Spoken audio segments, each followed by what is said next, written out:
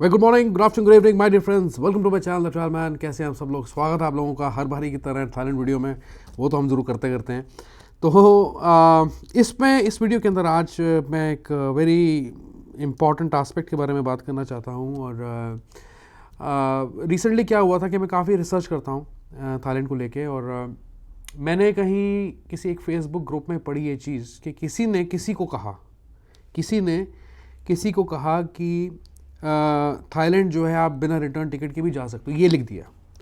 तो मुझे बहुत हैरानी हुई उस चीज़ को लेके। ठीक है कि ऐसा क्यों कहा जा रहा है। ठीक है कि अगर आपका किसी ने रिटर्न फ़्लाइट फेयर नहीं चेक किए, होटल बुकिंग्स चेक नहीं की हैं, तो क्या आपको ये कहना चाहिए किसी को कि आप रिटर्न फ़्लाइट फेयर्स या होटल बुकिंग्स ना लेके जाएं या बाद में कर लें?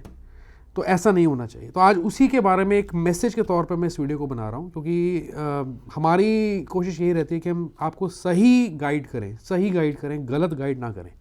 ठीक है, जो पॉलिसीज़ कहती हैं, जो भी चीज़ें हैं, कोई चेक करें ना करें, you have to be always prepared. I hope कि आप एग्री करेंगे इस चीज़ को। तो उसी के बारे में मैं बात करना चाहता हूँ, थोड़ा सा आपको क्लियर करना चाहता हूँ। तो क्या है कि बेसिकली कि अगर मैं इस चीज़ की बात करूं, पहली बात तो जो ज़रूरी डॉक्यूमेंट्स हैं, कागज़ हैं, मतलब उसकी बात करने की भी ज़रूरत नहीं पड़नी चाहिए, लेकिन आपको चाहिए होता है आपका पासपोर्ट, जिसकी वैलिडिटी 6 महीने की होती है, रिटर्न फ़्लाइट फेयर्स आपके, या ऑनवर्ड जर्नी की फ़्लाइट फेयर्स, ठीक है, फ़्लाइट टिकट्स, और आपकी hotel bookings. Visa exemption policy के तहत अगर आप ट्रैवल करते हैं, ठीक है, अभी तक के लिए ये लागू है। स्टिकर वीज़ा के सिनेरियोज और हैं, उस पर वीडियोज़ ऑलरेडी हैं, जिसको अप्लाई करना वो कर सकता है, लेकिन वो भी खुले हैं, ऐसा कुछ नहीं कि आप अप्लाई नहीं कर सकते। पर वीज़ा फ्री के अंदर 30 डेज एग्जेम्पशन पॉलिसी के अंदर यही डॉक्यूमेंट्स आपको चाहिए मेन। ठीक है, जहाँ लगी प्रूफ ऑफ फंड्स की, वो आपके ऊपर है कि आप कितना लेके जाना चाहते हैं, कैरी करना चाहते हैं। But standard procedure is that you should carry up to 10K Thai baht ideally. ठीक है, वो नहीं पूछ रहे। काफ़ी लोगों के मुझे सवाल आए हैं, सब ने मुझे एक ही चीज़ बोली है कि उनसे कोई सवाल नहीं किए गए, सिर्फ उनके पासपोर्ट पर स्टैंप लगाई गई। तो असल में होता यही है कि जो वीज़ा एग्जेम्पशन पॉलिसीज़ होती हैं किसी भी कंट्री के केस के अंदर, यूजुअली उसके अंदर उनका जो वीज़ा ऑफिसर होता है या इमिग्रेशन ऑफिसर होता है, उसके इंटेंशंस यही होती है कि वो आपसे कम से कम सवाल करें और आपको फटाफट से स्टैंप लगा के जाने दें। ठीक है, तो इसलिए वो कई बार आपसे पूछ लेते हैं, और कई बार काफ़ी लोगों से पूछते ही नहीं है कि रिटर्न फ़्लाइट है आपके पास, होटल बुकिंग्स कहाँ हैं आपकी, कहाँ जा रहे हैं आप, कितने दिनों के लिए आए हैं, क्या आइटनरी है आपकी, ये सवाल नहीं करते। कुछ के केस में हो जाता है ऐसा। तो जो प्रोसेस और रिक्वायरमेंट्स मैंने आपको क्लियर कर दी हैं। अब इसमें क्या है बेसिकली कि कहाँ वो आपको रोकते हैं। पहली चीज़ समझने वाली ये है, अगर आपकी बहुत ही इंटेंसिव ट्रैवल हिस्ट्री है थाईलैंड की, इंटेंसिव एज इन कि आप रिपीटेडली बार बार थाईलैंड जा रहे हैं, आप हर 1 महीने बाद, 1.5 महीने बाद, 15 दिन के बाद आप थाईलैंड में एंटर कर रहे हैं, वहाँ पे ऐसी प्रॉब्लम्स आती हैं जहाँ पे वो आपको साइड पे खींच लेते हैं और फिर पूछते हैं कि लाओ कागज़ दिखाओ कि आप कहाँ जा रहे हो, होटल बुकिंग्स क्या हैं आपकी, रिटर्न फ़्लाइट है आपके पास या नहीं है, या आगे आप कहाँ जा रहे हैं। एक तो ये चीज़ होती है। अब अगर मैं स्पेसिफिकली वीज़ा एग्जेम्पशन पॉलिसी की बात करूँ, ठीक है, सिर्फ वीज़ा एग्जेम्पशन पॉलिसी की बात करूँ, ठीक है, हमने मान लिया कि इमिग्रेशन ऑफिसर आपसे कोई सवाल नहीं करता, कुछ नहीं पूछता आपसे, तो पूछेगा कौन फिर? आपका एयरलाइंस, जिस एयरलाइन से आप ट्रैवल कर रहे हैं। तो जब आप अपना बोर्डिंग पास लेने के लिए जाएंगे, चेक इन करने के लिए जाएंगे, वहाँ पे आपके सारी जो टिकट्स हैं, आपकी होटल की कॉन्फर्मेशन, आपका पासपोर्ट नंबर, आपका ये सब फलाना ढमकाना, ये सारी डिटेल्स वेरीफाई करता है एयरलाइन। तो ये चीज़ हमें कभी भी किसी को नहीं कहनी है कि आप ऑनवर्ड जर्नी की टिकट बाद में बुक कर लेना, अभी आप एक 1 वे टिकट लेके चले जाओ, या होटल बुकिंग बाद में कर लेना बुक।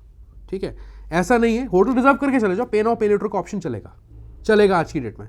पहले नहीं था, पहले वो भी कंफर्म मांगते थे कि जितने दिनों के लिए आए उतने दिनों की पेड बुकिंग चाहिए। तो हमने खुद बोली ये चीज़ें वीडियोज़ में, पर अब ऐसा इतना नहीं है। तो रिटर्न फ्लाइट फेयर्स तो आपको लेके जानी चाहिए। ठीक है, तो वीज़ा एग्जेम्पशन पॉलिसी में इमिग्रेशन तो हो सकता है आपसे कोई सवाल ना करें, लेकिन जो आपका एयरलाइन है जिससे आप ट्रैवल कर रहे हैं, वो आपसे सवाल कर सकते हो। खासकर जो लो बजट कैरियर्स हैं, वो ज़्यादा पूछताछ करते हैं, वो ज़्यादा डॉक्यूमेंट्स को वेरीफाई करते हैं, स्क्रूटनाइज करते हैं आपके।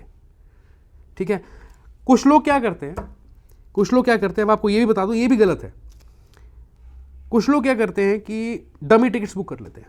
मतलब कि अगर मैं इंडिया टू थाईलैंड की टिकट बुक करता हूं, जिसकी मैंने पेमेंट कर रखी है, वो लेके मैं एयरपोर्ट चले जाता हूं, दूसरी मेरे पर डमी टिकट है, वो मैंने दिखा दी ऑनवर्ड जर्नी के आगे थाईलैंड की, मैं आगे थाईलैंड से यहाँ जा रहा हूँ, मैं इंडिया नहीं आ रहा, तो वो डमी टिकट दिखा दी पैसा बचाने के लिए। अब विद दैट रिजल्ट वो चीज़ जो डमी टिकट्स होती है, मैं आपको एक चीज़ बड़ी क्लियर कर दूं, डमी टिकट्स लेने में कोई ख़राबी नहीं है। वीज़ा अप्लाई करते हैं तो एम्बेसी खुद आपको कई बार ये कहती है कि कुछ कंट्रीज़ के केस में, खासकर जैसे जापान का मैंने वीज़ा अप्लाई किया था, तो उन्होंने मुझे कहा था, VFS के सेंटर्स से मैंने जब बात की तो उन्होंने मुझे कहा कि ठीक है आप डमी टिकट्स लगा सकते हो, कोई दिक्कत नहीं है। मैं कहा ठीक है, मैं डमी टिकट्स लगा देता हूँ। पर डमी टिकट्स बेसिकली एक्सपायर भी कर जाती है। जो PNR होता है उनका, वो एक्सपायर भी कर जाता है कुछ देर के बाद। PNR जो उसमें इशू होता है डमी टिकट में, और जो फ्लाइट, वैसे अगर आप डमी टिकट लेते हैं उसका PNR वेरीफाई करेंगे ऑनलाइन, तो वो आपको देखेगा कि फ्लाइट उस दिन के लिए शेड्यूल्ड है, आपको लगेगा बिल्कुल ओरिजिनल चीज़ है। लेकिन जो वाउचर है आपका, जो डमी टिकट का वाउचर है जो आपने बुक किया था, वो एक्सपायर भी कर जाता है।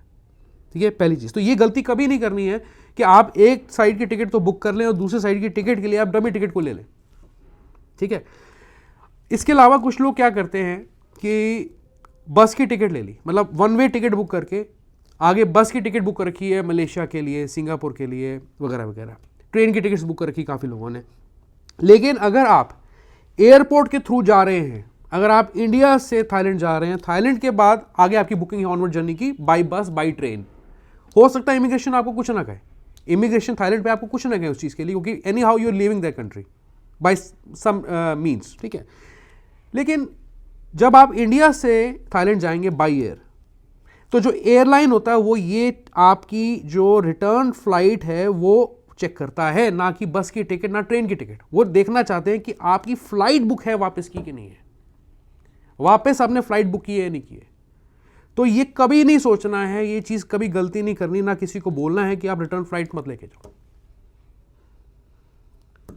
सो I hope this is clear. तो एक ये एग्जाम्पल था, तो मैंने जब देखा तो मुझे थोड़ा सा डाउट हुआ कि ये चीज़ ऐसे होता ये है कि यूजुअली जब फॉरेनर्स जाते हैं या वेस्टर्नर्स जाते हैं उनको इतनी प्रॉब्लम नहीं आती है।